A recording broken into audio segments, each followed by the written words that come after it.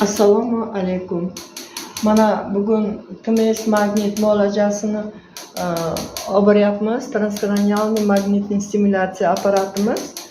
Bu TMS magnit muolajasini olgan paytida kompleksni lecheniya bo'lish kerak. Birinchi navbatda logoped muolajalari, mashqlar bo'lish kerak. Dietasiya, maxsus dietasiya ham bor.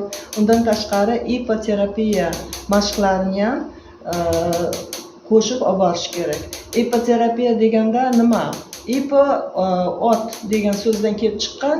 Bu otga mindirish mashqlarini ham bajariladi. Buning juda ham katta foydasi bor. Bu yerda masalan DTP kasalliklarda, autizmlarda, ZPR, nutqi yetishmayotgan,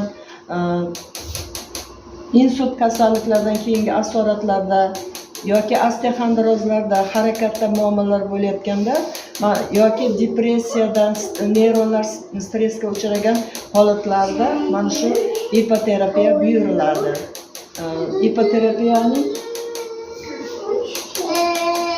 Ipoterapiya muolajasini olgan paytda instruktor bo'lish kerak. Instruktor kim? Maxsus tayyorlangan mutaxassis bolani mindirib, qanday mashqlar bajarish kerakligini